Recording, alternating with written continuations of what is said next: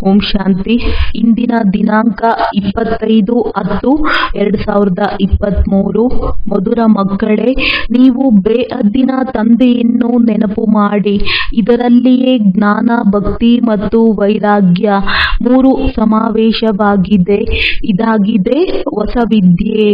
ಪ್ರಶ್ನೆ: ಸಂಗಮದಲ್ಲಿ ಜ್ಞಾನ ಮತ್ತು ಯೋಗದ ಜೊತೆಯಲ್ಲಿ ಭಕ್ತಿಯು ನಡೆಯುತ್ತದೆ ಹೇಗೆ?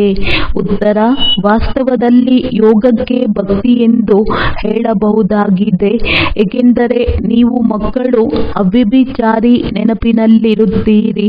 ನಿಮ್ಮ ಈ ನೆನಪು ಜ್ಞಾನ ಸಹಿತವಾಗಿದೆ. ಆದ್ದರಿಂದ ಇದಕ್ಕೆ ಯೋಗವೆಂದು ಹೇಳಲಾಗಿದೆ. ದ್ವಾಪರದಿಂದ ಕೇವಲ ಭಕ್ತಿ ಇರುತ್ತದೆ, ಜ್ಞಾನವಿರುವುದಿಲ್ಲ. ಆದ್ದರಿಂದ ಆ ಭಕ್ತಿಗೆ ಯೋಗವೆಂದು ಹೇಳಲಾಗುವುದಿಲ್ಲ. ಅದರಲ್ಲಿ ಯಾವುದೇ ಗುರಿ ಉದ್ದೇಶವಿರುವುದಿಲ್ಲ. ಈಗ ನಿಮಗೆ ಜ್ಞಾನವೂ ಸಿಗುತ್ತದೆ, ಯೋಗವನ್ನು ಮಾಡುತ್ತೀರಿ ಮತ್ತು ಬೇಅದ್ದಿನ ಸೃಷ್ಟಿಯೊಂದಿಗೆ ನಿಮಗೆ ವೈರಾಗ್ಯವೂ ಇದೆ. ಗೀತೆ: ಯಾರು ನನ್ನನ್ನು ತನ್ನವರನ್ನಾಗಿ ಮಾಡಿಕೊಂಡು ಮುಗುಳ್ನಗುವುದನ್ನು ಕಲಿಸಿದರು. ಓಂ ಶಾಂತಿ. ಬೇಅದ್ದಿನ ತಂದೆಯು ತಿಳಿಸುತ್ತಾರೆ, ಶಾಸ್ತ್ರಗಳ ವಿದ್ಯೆ ಅದೇನು ವಿದ್ಯೆಯಲ್ಲ. ಏಕೆಂದರೆ ಶಾಸ್ತ್ರಗಳ ವಿದ್ಯೆಯಲ್ಲಿ ಯಾವುದೇ ಗುರಿ ಉದ್ದೇಶವಿರುವುದಿಲ್ಲ. ಶಾಸ್ತ್ರಗಳಿಂದ ಯಾವುದೇ ಪ್ರಪಂಚದ ವಿಚಾರ ತಿಳಿಯುವುದಿಲ್ಲ. ಅಮೆರಿಕ ಎಲ್ಲಿದೆ? ಅದನ್ನು ಯಾರು ಹುಡುಕಿದರೂ ಈ ಮಾತುಗಳು ಶಾಸ್ತ್ರಗಳಲ್ಲಿಲ್ಲ. ಇಂಥವರು ಇಂತಹದನ್ನು ಹುಡುಕಿದರೆಂದು ಹೇಳುತ್ತಾರೆ. ಕೆಲವರು ತಮ್ಮ ವಾಸಕ್ಕಾಗಿ ಭೂಮಿಯನ್ನು ಪತ್ತೆ ಹಚ್ಚುತ್ತಾರೆ. ನೋಡಿದ್ದೀರಾ? ಮನುಷ್ಯರ ಜನಸಂಖ್ಯೆ ಬಹಳ ಆಗಿಬಿಟ್ಟಿದೆ. ವಾಸಕ್ಕಾಗಿ ಭೂಮಿಯಂತೂ ಬೇಕಲ್ಲವೇ? ಇವೆಲ್ಲವೂ ವಿದ್ಯೆಯ ಮಾತುಗಳಾಗಿವೆ. ಇದಕ್ಕೆ ಶಿಕ್ಷಣವೆಂದು ಹೇಳಲಾಗುತ್ತದೆ. ನಿಮ್ಮದು ಸಹ ಇದು ಶಿಕ್ಷಣವಾಗಿದೆ.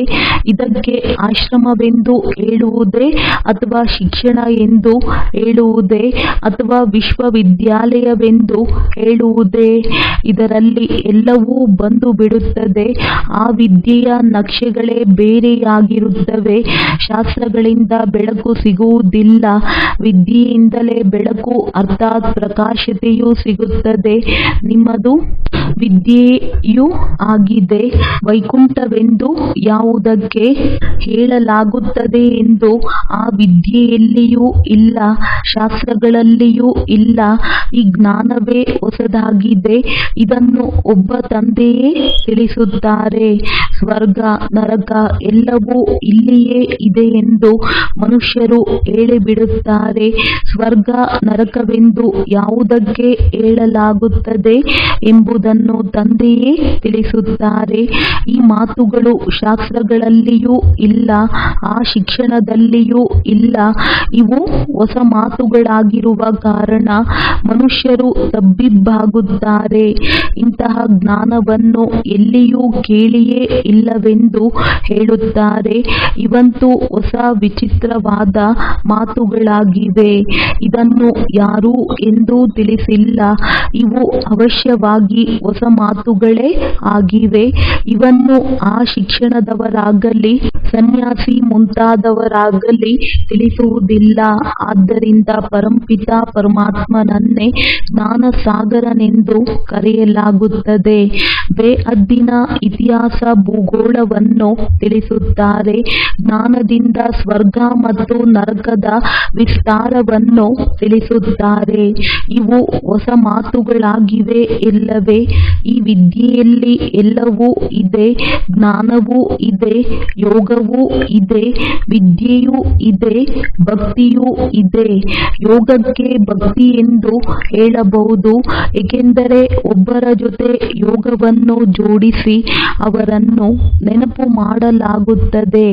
ಆ ಭಕ್ತರು ಸಹ ನೆನಪು ಮಾಡುತ್ತಾರೆ, ಪೂಜೆ ಮಾಡುತ್ತಾರೆ, ಆಡುತ್ತಾರೆ. ಆ ಭಕ್ತಿ ಮಾಡುವುದಕ್ಕೆ ಯೋಗವೆಂದು ಜ್ಞಾನವೆಂದು ಹೇಳುವುದಿಲ್ಲ.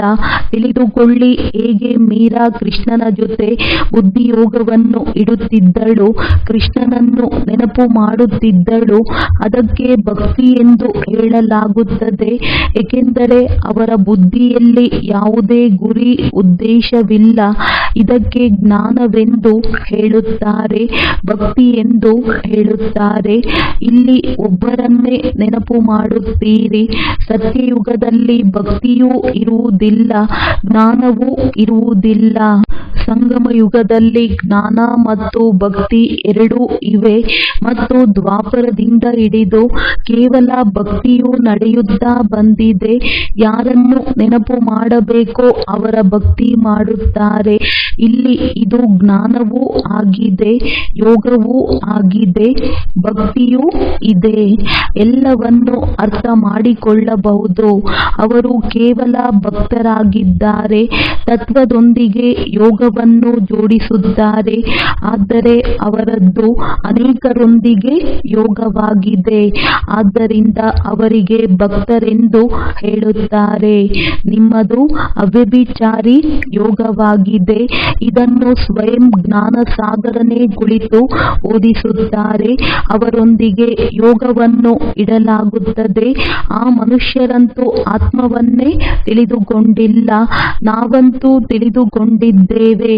ಪರಂಪಿತ ಪರಮಾತ್ಮನ ಜೊತೆ ಬುದ್ಧಿಯೋಗವನ್ನು ಜೋಡಿಸುವುದರಿಂದ ನಾವು ತಂದೆಯ ಬಳಿ ಹೊರಟು ಹೋಗುತ್ತೇವೆ. ಅವರು ಹನುಮಂತನನ್ನು ನೆನಪು ಮಾಡುತ್ತಾರೆಂದರೆ ಅವರ ಸಾಕ್ಷಾತ್ಕಾರವಾಗುತ್ತದೆ. ಅದಕ್ಕೆ ವ್ಯಭಿಚಾರಿ ಎಂದು ಕರೆಯುತ್ತಾರೆ. ಇದು ಅವ್ಯಭಿಚಾರಿ ಯೋಗವಾಗಿದೆ.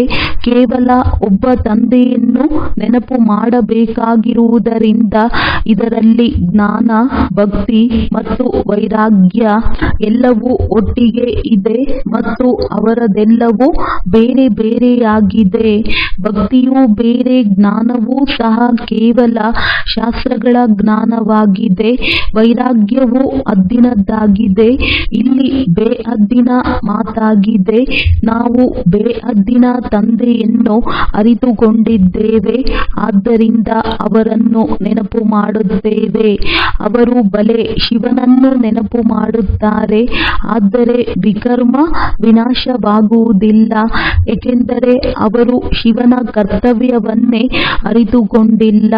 ಅವರ ಬಳಿ ವಿಕರ್ಮ ವಿನಾಶವಾಗುವ ಜ್ಞಾನವೇ ಇಲ್ಲ. ಇಲ್ಲಂತೂ ತಂದೆಯ ನೆನಪಿನಿಂದ ವಿಕರ್ಮಗಳು ವಿನಾಶವಾಗುತ್ತವೆ.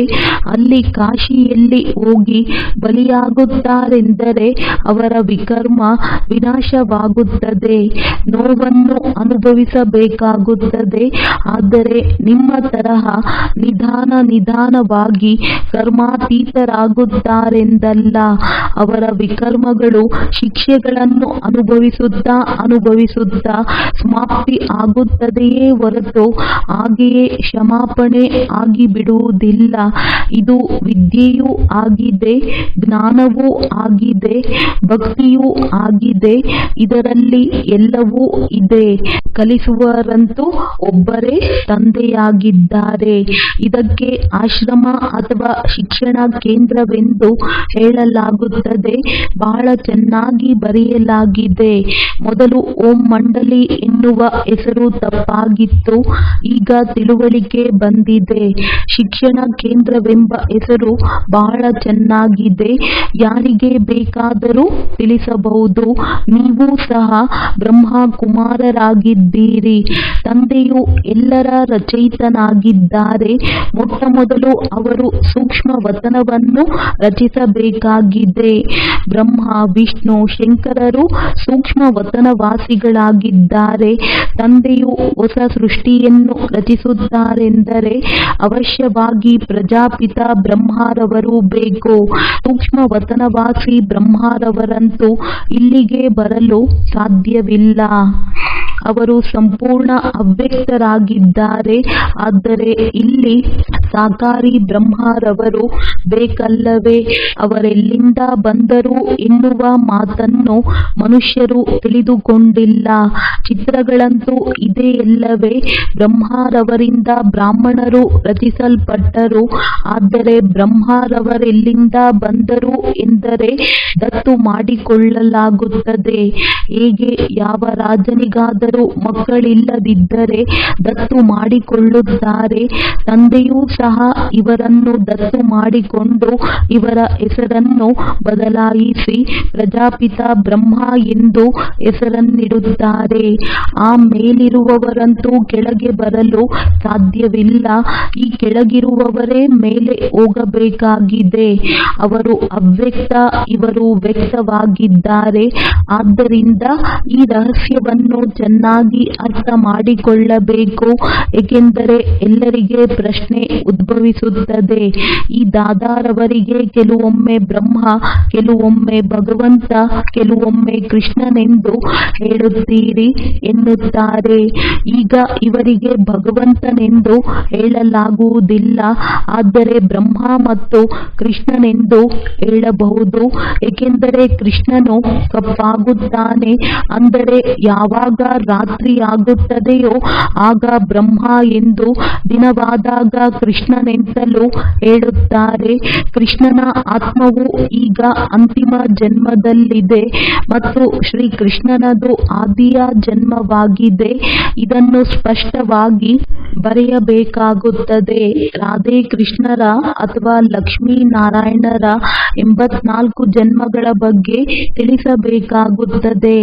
ಇಲ್ಲಿ ಇವರನ್ನು ದತ್ತು ಮಾಡಿಕೊಳ್ಳುತ್ತಾರೆ ಅಂದಾಗ ಬ್ರಹ್ಮನ ದಿನ ಮತ್ತು ಬ್ರಹ್ಮನ ರಾತ್ರಿಯಾಗಿ ಬಿಡುತ್ತದೆ. ಅದೇ ಲಕ್ಷ್ಮೀನಾರಾಯಣರ ದಿನ ಮತ್ತು ರಾತ್ರಿಯಾಗಿದೆ. ಅವರ ವಂಶಾವಳಿಗಳು ಸಹ ಹಾಗೆ ಆಗುತ್ತದೆ. ನೀವೀಗ ಬ್ರಾಹ್ಮಣ ಕುಲದವರಾಗಿದ್ದೀರಿ, ನಂತರ ದೇವತಾ ಕುಲದವರಾಗುತ್ತೀರಿ ಅಂದಾಗ ಇದು ಬ್ರಹ್ಮ ಕುಮಾರ ಕುಮಾರಿಯರ ದಿನ ಮತ್ತು ರಾತ್ರಿಯಾಯಿತು. ಇವು ಬಹಳ ತಿಳಿದುಕೊಳ್ಳುವ ಮಾತುಗಳಾಗಿವೆ. ಚಿತ್ರಗಳಲ್ಲಿಯೂ ಸ್ಪಷ್ಟವಾಗಿದೆ. ಕೆಳಗೆ ತಪಸ್ಸು ಮಾಡುತ್ತಿದ್ದಾರೆ. ಇದು ಅಂತಿಮ ಜನ್ಮವಾಗಿದೆ. ಬ್ರಹ್ಮ ಎಲ್ಲಿಂದ ಬಂದರು, ಯಾರಿಂದ ಜನ್ಮ ಪಡೆದರು? ಅಂದರೆ ಬ್ರಹ್ಮರವರನ್ನು ದತ್ತು ಮಾಡಿಕೊಳ್ಳಲಾಗುತ್ತದೆ. ಹೇಗೆ ರಾಜನು ದತ್ತು ಮಾಡಿಕೊಳ್ಳುತ್ತಾನೆ, ನಂತರ ಆ ಮಗುವಿಗೆ ರಾಜಕುಮಾರನೆಂದು ಹೇಳುತ್ತಾರೆ. ಇಂತಹ ರಾಜಕುಮಾರನೆಂದು ಹೆಸರನ್ನು ಬದಲಾಯಿಸುತ್ತಾರೆ. ಮೊದಲಂತೂ ರಾಜಕುಮಾರನಾಗಿರಲಿಲ್ಲ. ರಾಜನು ಯಾವಾಗ ದತ್ತು ಮಾಡಿಕೊಂಡರೋ ಆಗ ರಾಜಕುಮಾರನೆಂಬ ಹೆಸರನ್ನಿಟ್ಟರು. ಈ ಸಂಪ್ರದಾಯವು ನಡೆಯುತ್ತಾ ಬಂದಿದೆ. ಅಂದ ಮೇಲೆ ಮಕ್ಕಳಿಗೆ ಇದು ಬುದ್ಧಿಯಲ್ಲಿರಬೇಕು. ತಂದೆಯು ಹೇಗೆ ಹಳೆಯ ಪ್ರಪಂಚದ ವಿನಾಶ ಮತ್ತು ಹೊಸ ಪ್ರಪಂಚದ ಸ್ಥಾಪನೆ ಮಾಡುತ್ತಾರೆಂದು ಪ್ರಪಂಚದವರಿಗೆ ಗೊತ್ತಿಲ್ಲ. ಈ ಜ್ಞಾನ ನೀವು ಮಕ್ಕಳಲ್ಲಿದೆ. ನಿಮ್ಮಲ್ಲಿಯೂ ಸಹ ನಂಬರ್ ವಾರ್ ಇದ್ದಾರೆ. ಮುಂದೆ ಹೋದಂತೆ ಚಿಕ್ಕ ಚಿಕ್ಕ ಮಕ್ಕಳು ಸಹ ಬಹಳ ತೀಕ್ಷ್ಣವಾಗುತ್ತಾರೆ. ಏಕೆಂದರೆ ಕುಮಾರಿಯರಾಗಿದ್ದಾರೆ. ಕುಮಾರಿಯರ ಮೂಲಕ ಬಾಣ ಹೊಡೆಸಿದರೆಂದು ಬರೆಯಲಾಗಿದೆ. ಕುಮಾರಿಯರ ಚಮತ್ಕಾರವು ನಂಬರ್ 1 ನಲ್ಲಿ ಹೋಗಿದೆ. ಮೊಮ್ಮಾರವರು ಸಹ ಕುಮಾರಿಯರಾಗಿದ್ದಾರೆ. ಎಲ್ಲರಿಗಿಂತ ತೀಕ್ಷ್ಣವಾಗಿ ಹೋಗಿದ್ದಾರೆ. ಮಗಳು ತಾಯಿಯನ್ನು ಪ್ರತ್ಯಕ್ಷ ಮಾಡುತ್ತಾಳೆಂದು ಹೇಳಲಾಗುತ್ತದೆ. ತಾಯಿಯೇನು ಯಾರೊಂದಿಗೂ ಕುಳಿತು ಮಾತನಾಡುವುದಿಲ್ಲ. ಈ ತಾಯಿ ಬ್ರಹ್ಮ ಅಂತೂ ಗುಪ್ತ, ಆದರೆ ಮೊಮ್ಮ ಪ್ರತ್ಯಕ್ಷವಾಗಿದ್ದಾರೆ. ಅಂದ ಮೇಲೆ ನೀವು ಶಕ್ತಿಯರು ಅಥವಾ ಮಕ್ಕಳ ಕೆಲಸವೇ ತಾಯಿಯನ್ನು ಪ್ರತ್ಯಕ್ಷ ಮಾಡುವುದಾಗಿದೆ. ಅನೇಕ ಒಳ್ಳೊಳ್ಳೆಯ ಮಕ್ಕಳು ಇದ್ದಾರೆ. ಅವರ ಪುರುಷಾರ್ಥವು ಚೆನ್ನಾಗಿ ನಡೆಯುತ್ತದೆ. ಕೌರವ ಸಂಪ್ರದಾಯದಲ್ಲಿಯೂ ಸಹ ಕೆಲವು ಮುಖ್ಯವಾದ ಮಹಾರಥಿಗಳ ಹೆಸರುಗಳಿವೆಯಲ್ಲವೇ? ಹಾಗೆಯೇ ಇಲ್ಲಿಯೂ ಸಹ ಮಹಾರಥಿಯರ ಹೆಸರುಗಳಿವೆ. ಎಲ್ಲರಿಗಿಂತ ಹಿರಿಯರು ಶಿವ ತಂದೆಯಾಗಿದ್ದಾರೆ. ಶ್ರೇಷ್ಠಾತಿ ಶ್ರೇಷ್ಠ ಶಿವ ತಂದೆಯಾಗಿದ್ದಾರೆ. ಅವರ ಸ್ಥಾನವು ಶ್ರೇಷ್ಠ ಶ್ರೇಷ್ಠವಾಗಿದೆ. ವಾಸ್ತವದಲ್ಲಿ ನವಾತ್ಮಗಳಿರುವ ಧಾಮವು ಶ್ರೇಷ್ಠವಾಗಿದೆ. ಮನುಷ್ಯರಂತೂ ಕೇವಲ ಮಹಿಮೆ ಮಾಡುತ್ತಿರುತ್ತಾರೆ, ಆದರೆ ತಿಳಿದುಕೊಂಡಿಲ್ಲ. ನಾವಾತ್ಮಗಳು ಸಹ ಅಲ್ಲಿನ ನಿವಾಸಿಗಳಾಗಿದ್ದೇವೆ. ನಾವು ಜನನ ಮರಣದಲ್ಲಿ ಬಂದು ಪಾತ್ರವನ್ನು ಅಭಿನಯಿಸಬೇಕಾಗಿದೆ. ತಂದೆಯು ಜನನ ಮರಣದಲ್ಲಿ ಬರುವುದಿಲ್ಲ. ಪಾತ್ರವು ಅವರದ್ದು ಇದೆ, ಆದರೆ ಹೇಗಿದೆ ಎಂಬುದನ್ನು ನೀವು ತಿಳಿದುಕೊಂಡಿದ್ದೀರಿ. ಈಗ ನೀವು ಮಕ್ಕಳು ತಿಳಿದುಕೊಂಡಿದ್ದೀರಿ. ಇದು ಶಿವ ತಂದೆಯ ರಥವಾಗಿದೆ, ಅಶ್ವ ಅಥವಾ ಕುದುರೆಯೂ ಆಗಿದೆ. ಆದರೆ ಆ ಕುದುರೆ ಗಾಡಿಯಲ್ಲ. ಯಾವ ತಪ್ಪುಗಳಾಗಿ ಬಿಟ್ಟಿವೆಯೋ ಅವೆಲ್ಲವೂ ನಾಟಕದಲ್ಲಿ ನಿಗದಿಯಾಗಿದೆ. ಅರ್ಧಕಲ್ಪ ನಾವು ಸಹ ತಪ್ಪುಗಳಲ್ಲಿ ಅಥವಾ ಮರೆವಿನಲ್ಲಿ ಅಲೆದಾಡುತ್ತಾ ಪೂರ್ತಿ ದಾರಿ ತಪ್ಪಿ ಹೋಗುತ್ತೇವೆ. ಈಗ ಬೆಳಕು ಸಿಕ್ಕಿರುವುದರಿಂದ ಬಹಳ ಜಾಗೃತರಾಗಿದ್ದೇವೆ. ನಮಗೆ ಗೊತ್ತಿದೆ, ಈ ಹಳೆಯ ಪ್ರಪಂಚವು ನಾಶವಾಗಲಿದೆ. ನಾವು ನಷ್ಟಮೋಹಿಗಳಾಗಬೇಕಾಗಿದೆ. ಕಮಲ ಪುಷ್ಪ ಸಮಾನ ಗೃಹಸ್ಥದಲ್ಲಿರುತ್ತಾ ನಷ್ಟಮೋಹಿಗಳಾಗುವ ಪುರುಷಾರ್ಥ ಮಾಡಬೇಕು. ಎಲ್ಲದರೊಂದಿಗೆ ಸಂಬಂಧವನ್ನು ನಿಭಾಯಿಸಬೇಕು, ಜೊತೆಯೂ ಇರಬೇಕಾಗಿದೆ. ಈ ಬಟ್ಟಿಯೂ ಸಹ ಆಗಬೇಕಿತ್ತು, ಹೇಗೆ ಕಲ್ಪದ ಹಿಂದೆಯೂ ಆಗಿತ್ತು. ಆದರೆ ಈಗಂತೂ ಹೇಳುತ್ತಾರೆ, ಗೃಹಸ್ಥ ವ್ಯವಹಾರದಲ್ಲಿದ್ದು ಪರಿಶ್ರಮ ಪಡಬೇಕು. ಇಲ್ಲಿ ಮನೆಮಠವನ್ನು ಬಿಟ್ಟು ಬರುವ ಮಾತಿಲ್ಲ. ನಾವಂತೂ ಮನೆಯಲ್ಲಿ ಕುಳಿತಿದ್ದೇವಲ್ಲವೇ? ಎಷ್ಟು ಮಕ್ಕಳಿದ್ದಾರಲ್ಲವೇ? ಲೌಕಿಕವೂ ಇತ್ತಲ್ಲವೇ? ಏನನ್ನೂ ಬಿಡಲಿಲ್ಲ. ಸನ್ಯಾಸಿಗಳಂತೂ ಕಾಡಿಗೆ ಹೊರಟು ಹೋಗುತ್ತಾರೆ. ನಾವಂತೂ ಪಟ್ಟಣದಲ್ಲಿ ಕುಳಿತಿದ್ದೇವೆ ಅಂದ ಮೇಲೆ ಎಲ್ಲರೊಂದಿಗೆ ಸಂಬಂಧವನ್ನು ನಿಭಾಯಿಸಬೇಕಾಗಿದೆ. ತಂದೆಯ ರಚನೆಯಾಗಿದೆ. ತಂದೆಯು ಸಂಪಾದಿಸಿ ಮಕ್ಕಳಿಗೆ ಆಸ್ತಿಯನ್ನು ಕೊಡುತ್ತಾರೆ. ಮೊದಲಂತೂ ಕಾಮ ವಿಕಾರದ ಆಸ್ತಿಯನ್ನು ಕೊಡುತ್ತಾರೆ. ನಂತರ ಅದರಿಂದ ಬಿಡಿಸಿ ನಿರ್ವಿಕಾರಿಗಳನ್ನಾಗಿ ಮಾಡುವುದು ತಂದೆಯ ಕರ್ತವ್ಯವೇ ಆಗಿದೆ. ಹೀಗೂ ಇರುತ್ತಾರೆ. ಕೆಲವು ಮಕ್ಕಳು ತಂದೆ ತಾಯಿಗೆ ಜ್ಞಾನವನ್ನು ಕೊಡುತ್ತಾರೆ, ಇನ್ನು ಕೆಲವರು ತಂದೆಯು ಮಕ್ಕಳಿಗೆ ಜ್ಞಾನವನ್ನು ಕೊಡುತ್ತಾರೆ. ಇದು ರಾಜಯೋಗವಾಗಿದೆ, ಅದು ಹಠಯೋಗವಾಗಿದೆ. ಆತ್ಮಕ್ಕೆ ಪರಮಾತ್ಮನಿಂದ ಜ್ಞಾನವೂ ಸಿಗುತ್ತದೆ. ನಾನು ಬ್ರಹ್ಮ, ರಾಜರಿಗೂ ರಾಜನಾಗಿದ್ದೆನು, ಈಗ ಬಡವನಾಗಿದ್ದೇನೆ.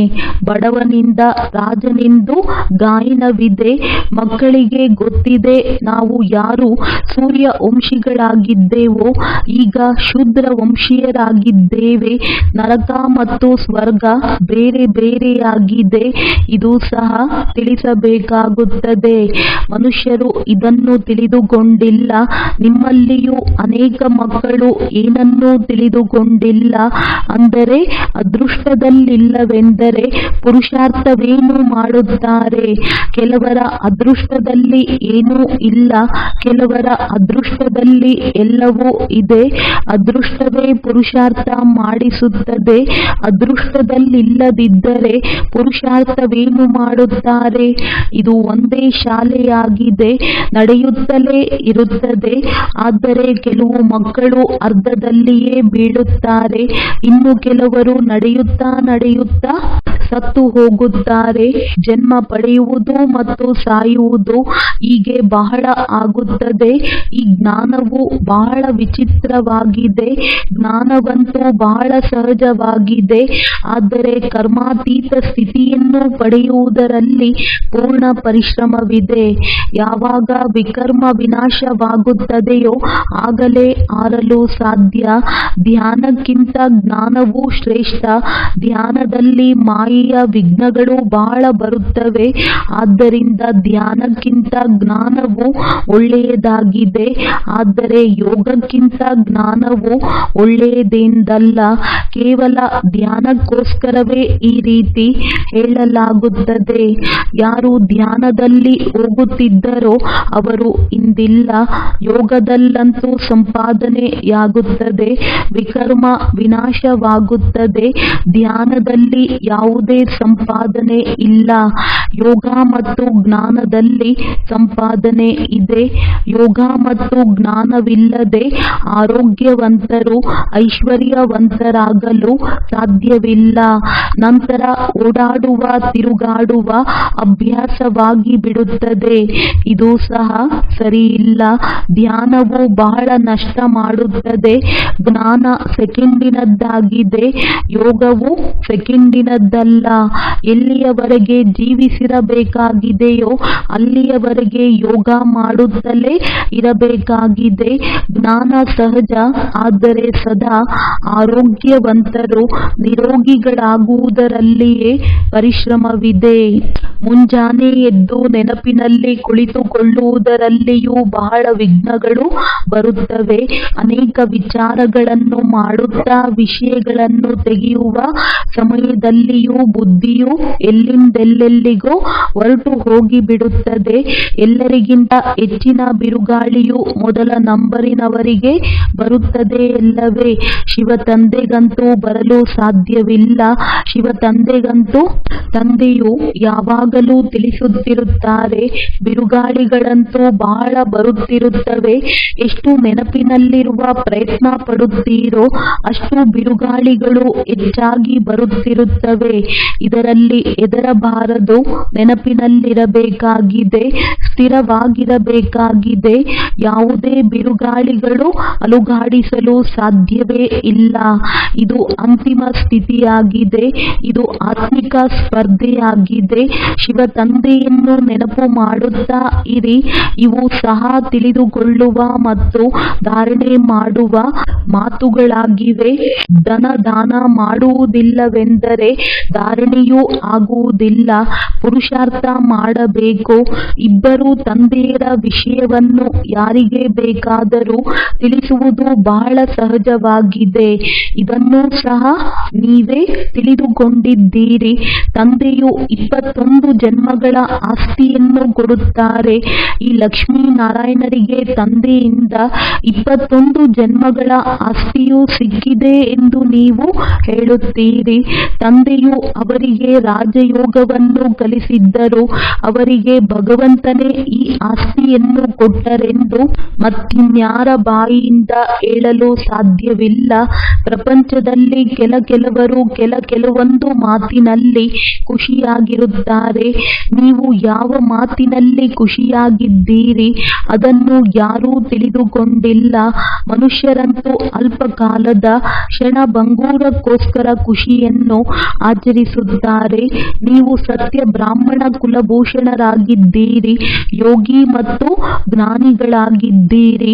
ನಿಮ್ಮ ಈ ಅತೀಂದ್ರಿಯ ಸುಖದ ಖುಷಿಯನ್ನು ಮತ್ಯಾರೂ ತಿಳಿದುಕೊಳ್ಳಲು ಸಾಧ್ಯವಿಲ್ಲ. ಅವರಂತೂ ಏನೇನೋ ತಲೆ ಕೆಡಿಸಿಕೊಳ್ಳುತ್ತಿರುತ್ತಾರೆ. ಚಂದ್ರಗ್ರಹದಲ್ಲಿ ಹೋಗುವ ಪುರುಷಾರ್ಥ ಮಾಡುತ್ತಾರೆ. ಬಹಳ ಕಷ್ಟಕರವಾದ ಪರಿಶ್ರಮ ಪಡುತ್ತಾರೆ. ಆದರೆ ಅವರೆಲ್ಲರ ಪರಿಶ್ರಮವು ವ್ಯರ್ಥವಾಗುವುದಿದೆ. ನೀವು ಯಾವುದೇ ಕಷ್ಟವಿಲ್ಲದೆ ಇಂತಹ ಸ್ಥಳಕ್ಕೆ ಹೋಗುವ ಪುರುಷಾರ್ಥ ಮಾಡುತ್ತೀರಿ. ಎಲ್ಲಿಗೆ ಮತ್ಯಾರೂ ಹೋಗಲು ಸಾಧ್ಯವಿಲ್ಲ. ಒಂದೇ ಸಲ ಶ್ರೇಷ್ಠಾತಿ ಶ್ರೇಷ್ಠ ಪರಂಧಾಮಕ್ಕೆ ಹೋಗುತ್ತೀರಿ. ಒಳ್ಳೆಯದು. ಮಧುರಾತಿ ಮಧುರ ಅಗಲಿ ಹೋಗಿ ಮರಳಿ ಸಿಕ್ಕಿರುವಂತಹ ಮಕ್ಕಳಿಗೆ ಪ್ರೀತಿಯ ಮಾತ್ಪಿತಾ ಬಾಪ್ದಾದರವರ ನೆನಪು, ಪ್ರೀತಿ ಹಾಗೂ ಸುಪ್ರಭಾತ. ಆತ್ಮೀಯ ಮಕ್ಕಳಿಗೆ ಆತ್ಮೀಯ ತಂದೆಯ ನಮಸ್ತೆ. ಧಾರಣೆಗಾಗಿ ಮುಖ್ಯ ಸಾರ. ಗೃಹಸ್ಥ ವ್ಯವಹಾರದಲ್ಲಿರುತ್ತಾ ನಷ್ಟ ಮೋಹಿಗಳು ಆಗಬೇಕಾಗಿದೆ. ಜೊತೆಗೆ ಎಲ್ಲರೊಂದಿಗೆ ಸಂಬಂಧವನ್ನು ನಿಭಾಯಿಸುತ್ತಾ ಕಮಲ ಪುಷ್ಪ ಸಮಾನರಾಗಿರಬೇಕಾಗಿದೆ. ಧಾರಣೆ ಮಾಡುವುದಕ್ಕೋಸ್ಕರ ಅವಶ್ಯವಾಗಿ ಜ್ಞಾನಧನದ ದಾನ ಮಾಡಬೇಕಾಗಿದೆ. ಜ್ಞಾನ ಮತ್ತು ಯೋಗದಿಂದ ತಮ್ಮ ಸಂಪಾದನೆಯನ್ನು ಜಮಾ ಮಾಡಿಕೊಳ್ಳಬೇಕಾಗಿದೆ. ಬಾಕಿ ಧ್ಯಾನ ಅಥವಾ ಸಾಕ್ಷಾತ್ಕಾರದ ಆಸೆಯನ್ನಿಟ್ಟುಕೊಳ್ಳಬಾರದಾಗಿದೆ. ವರದಾನ: ಸಂತುಷ್ಟತೆಯ ಸರ್ಟಿಫಿಕೇಟ್ ಮೂಲಕ ಭವಿಷ್ಯ ರಾಜ್ಯ ಭಾಗ್ಯದ ಸಿಂಹಾಸನ ಪ್ರಾಪ್ತಿ ಮಾಡಿಕೊಳ್ಳುವಂತಹ ಸಂತುಷ್ಟ ಮೂರ್ತಿ ಭವ. ಸಂತುಷ್ಟರಾಗಿರಬೇಕು ಮತ್ತು ಸರ್ವ ಎಲ್ಲರನ್ನೂ ಸಂತುಷ್ಟ ಮಾಡಬೇಕು.